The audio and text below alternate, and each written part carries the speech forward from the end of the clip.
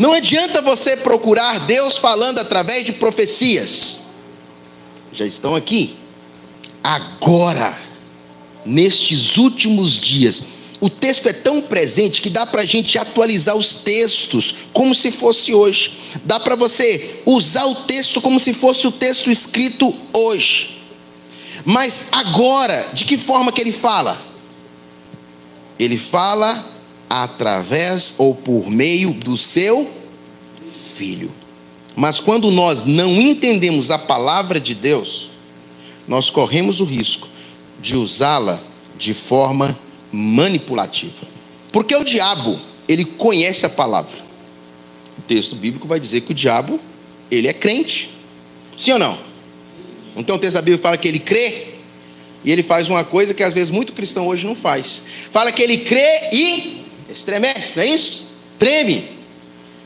Eu conheço alguns cristãos que não estão nem aí com algumas verdades bíblicas. Eles apenas creem, mas não têm temor. E o diabo, ele crê e tem temor, ele estremece. Por que ele estremece? Ele sabe o poder que Deus tem. E ele sabe como é que ele foi julgado. E eu conheço muita gente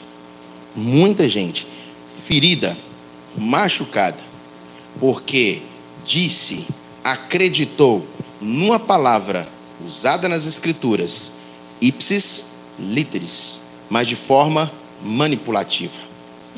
Não é o que está nas escrituras, é aquilo que alguém tirou do texto, que estava dentro de um contexto, para justificar um pretexto.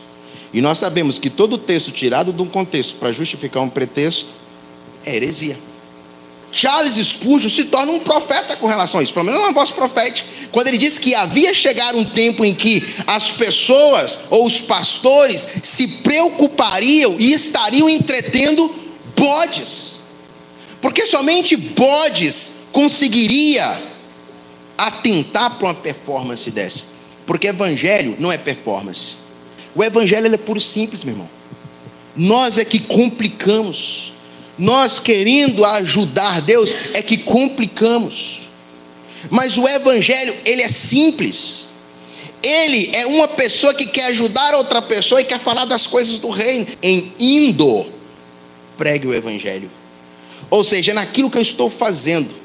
É no dia a dia, é no meu afazer. O nosso grande problema é transformar nossa teologia dominical numa teologia de segunda-feira.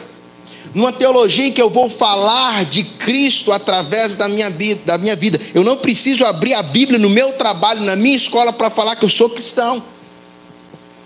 Nós estamos sendo lidos por outras pessoas, quer você queira, quer não. Quer você tendo um bom exemplo ou um mau exemplo, mas você está sendo lido. Ter uma confissão de fé não assegura que nós somos uma igreja saudável. Ter uma confissão de fé não assegura que nós somos uma igreja centrada no evangelho. Por que não assegura? Porque somente se nós estudarmos a palavra de Deus e, acima de tudo, aplicarmos ela à nossa vida, nós poderemos dizer que somos uma comunidade centrada no evangelho. Que Deus, ele falou várias vezes e de muitas maneiras diferentes aos nossos antepassados.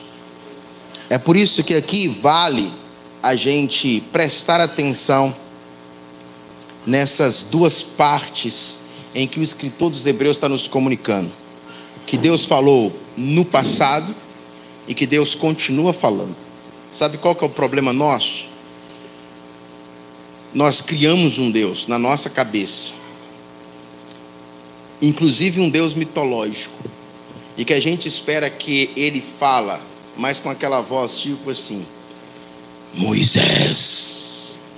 E aí você cria, Deus está falando comigo. Mas de repente Deus usa uma criança, seu filho, para falar com você, e você está esperando essa voz estridente.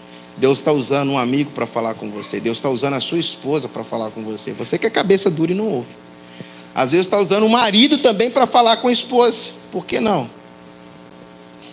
Mas hoje, Deus fala através do seu Filho. Então, as boas notícias do Evangelho têm muito a ver com a mensagem cristocêntrica. E o que é uma mensagem cristocêntrica, Jonas? É uma mensagem que tira o homem do centro e coloca Cristo. Já percebeu que muitas das músicas que nós cantamos tem muito do eu?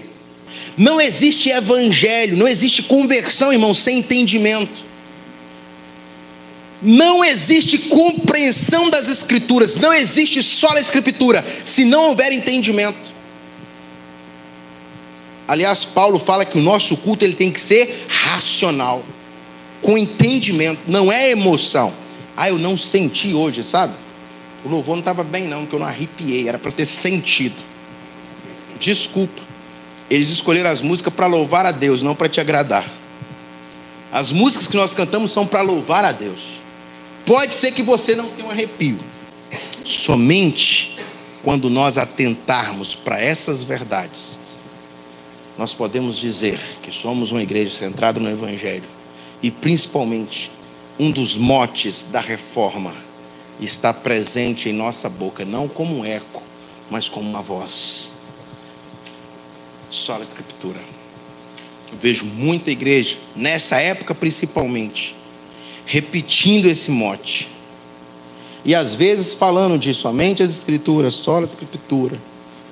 E fala de uma coisa e fala de outra. Mas as pessoas, da mesma forma que elas entram no domingo na igreja, elas estão indo embora do mesmo jeito.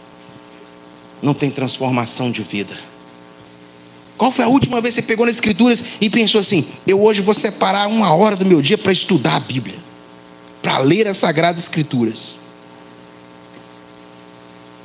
Ter um tempo com Deus, gastar um tempo de qualidade com Deus. Interessante como nós temos tempo para tudo. E eu tenho certeza que naquele dia, essas ferramentas tecnológicas, sabe, que tanto nós gostamos, vai só servir para uma coisa: para nos condenar ainda mais.